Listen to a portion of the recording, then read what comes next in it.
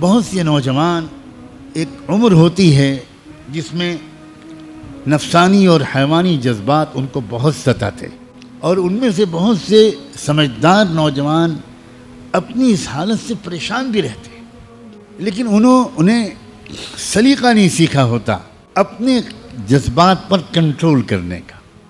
ان میں سے جتنے نوجوانوں کو ذرا فکر مندی نصیب ہو جاتی ہے، وہ تنہائیوں میں اپنی راز کھولتے ہیں اور وہ بتاتے ہیں کہ میں اس بری عادت میں مبتلا ہوں۔ اور بعض بری عادتیں تو وہ ہیں کہ جن کو بتانے کی بھی کوئی ضرورت نہیں ہوتی، ان کی نحوست اور ان کے مضر اثرات انسان کے چہرے پر صاف نظر آتے۔ ابھی چند دنوں پہلے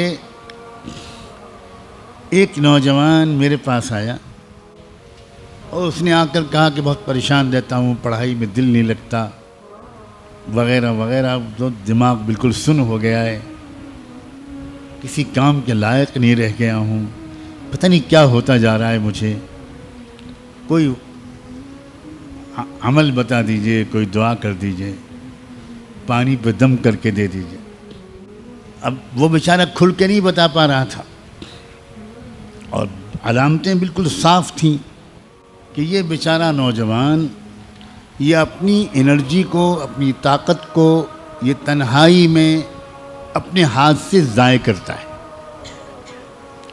یہ اس گناہ میں پھنسا ہوا ہے۔ میں نے اس سے کہا بیٹا ایک بات بتاؤ، کیا ماسٹربیشن کی عادت تو نہیں ہے تم کو؟ اپنے ہاتھ سے اپنی جوانی کی قوت کو نکالنا؟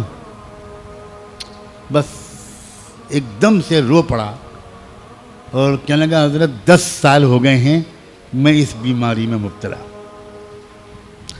میں نے کہا بیٹا اپنے اوپر رحم کرو، اپنے اوپر رحم کرو، سوچو تمہاری صحت کتنی خراب ہو رہی، یہ تمہاری یادداشت کا کمزور ہو جانا، یہ پڑھائی میں دل نہ لگنا، یہ کنسنٹریشن کا بالکل بار بار بریک ہو جانا،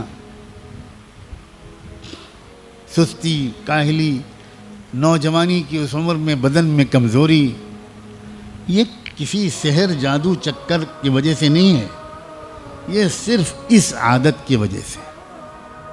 اور پھر تم ابھی اپنے اوپر ظلم کر رہے ہو، کل کو جب تمہاری شادی ہوگی تو اس وقت تم اپنے اوپر ظلم کے بعد تم تو ہوگے شرمندہ، اور تمہاری بیوی ہوگی تمہارے ہاتھ کی مظلوم، اور پھر خاندان میں تمہاری بدنامی ہوگی۔ وہ بیوی 2-4 مہینے انتظار کرنے کے بعد اپنے گھر میں شکایت کرے گی کہ یہ شوہر میرے لائق نہیں۔ چھٹکارا دلوائیے اس کو۔ شروع میں ماں باپ اپنی بیٹی کو سمجھائیں گے، مگر کب تک؟ اس کے بعد بات کھلے گی، دونوں خاندانوں میں بات پہنچے گی، تم اپنے گھر میں بھی منہ دکھانے کے لائق نہیں رہو گے۔ شروع میں کچھ دن تک تمہارے ماں باپ تمہارا ساتھ دیں گے، کہیں گے کہ یہ بالکل جھوٹا الزام ہے اور غلط ہے، اور ہم پولیس میں رپورٹ کر، یہ سب تماشا ہوگا۔ بالآخر ڈاکٹر حکیم کے پاس جاؤ گے اور وہ تصدیق کر دیں گے کہ بالکل صحیح بات ہے، یہ لڑکا اپنی بیوی کے لائق نہیں ہے۔ تم اس زندگی کو جہنم بنا رہے ہو بیٹا، اپنے اوپر ظلم کر رہے ہو، اور یہ تو تم ابھی تم بھگت رہے ہو سزا، اور مرنے کے بعد کیا ہوگا؟ اللہ اس نوجوان کو ہمیشہ کے لیے محفوظ کر دے اور سب کو محفوظ کر دے۔ اس نے پھوٹ کے رونے لگا، اس نے کہا نہ میں پانی پہ دم کراؤں گا، نہ دعا و تعویذ کے لیے کہوں گا، آپ مجھے ترکیب بتائیے کہ میں اس سے کیسے اپنے کو بچاؤں۔ میں نے کہا بہت آسان ترکیب، بہت آسان ترکیب۔ دیکھو، خیال دماغ میں آئے گا، خیالات کے آنے کو شروع میں روکا نہیں جا سکتا، بالکل آئے گا۔ اب تو تم اتنے زمانے سے عادی ہو گئے ہو، لیکن خیال کو عمل میں تبدیل ہونے سے روک لینا یہ تمہارے اختیار میں۔ اور اس کی ترکیب یہ ہے کہ تم فوراً اپنی حیت بدل لو. اگر تم لیٹے ہوئے ہو، بیٹھے ہوئے ہو، اکیلے ہو، کھڑے ہو جاؤ، اٹھ جاؤ، ٹہلنے لگو، چلنے لگو، وضو کرو فوراً، 2 رکعت نماز کی نیت باندھ لو، تسبیح پڑھنے لگو، درود شریف پڑھنے لگو، مکہ مدینے کو یاد کرنے لگو، اپنی ذہن کو ادھر سے ہٹاؤ. 2 منٹ کے اندر سارا بھوت اتر جائے گا، تم نارمل ہو جاؤ.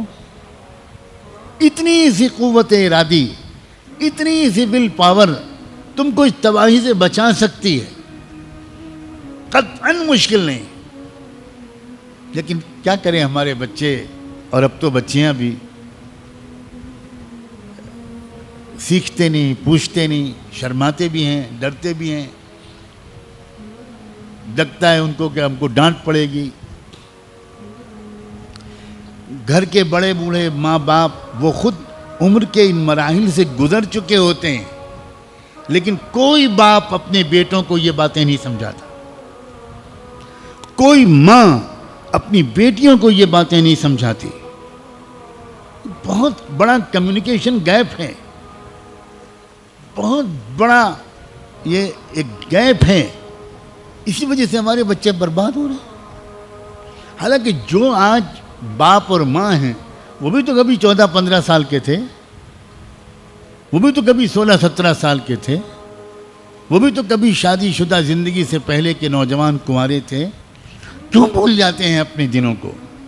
کیوں بھول جاتے ہیں اپنی غلطیوں کو، جذبات کو؟ یہ بہت بڑی غلطی ہے.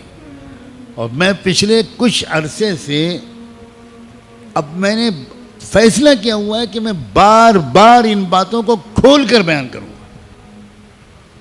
کیونکہ مجھے جب بھی ایسی باتیں میں نے کھول کر بیان کی ہیں، مجھے 50 سے 100 تک میسیجز یا ای میل ملے ہیں کہ تھینک یو ویری مچ مولانا، اللہ آپ کو جزائے خیر دے.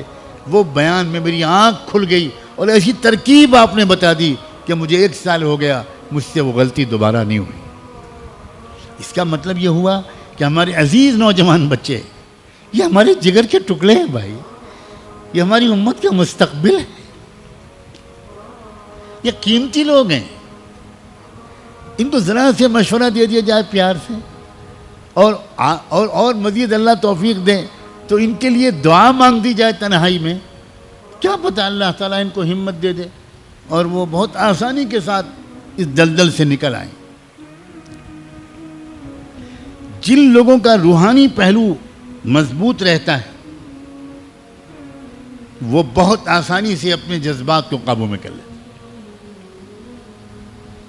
انہیں تو اتنا عمل بھی نہیں کرنا پڑتا جتنا میں نے بتایا. جیسے ہی کوئی خیال ان کے دل میں آتا ہے وہ ایک دم سے استغفر اللہ پڑھتے ہیں، لا حول ولا قوت الا باللہ پڑھتے ہیں. حضرت یوسف علیہ السلام نے کیا کیا تھا؟ بھاگے تھے اور کہا تھا معاذ اللہ. اتنا ہی تو کہا تھا، معاذ اللہ، اللہ بچا لیجیے مجھے. بھاگے بھی اور دعا بھی مانگی. یہ بہت اہم اشارات ہیں. نقل مکانی، اس جگہ سے ہٹ جانا، پوزیشن کو چینج کر دینا،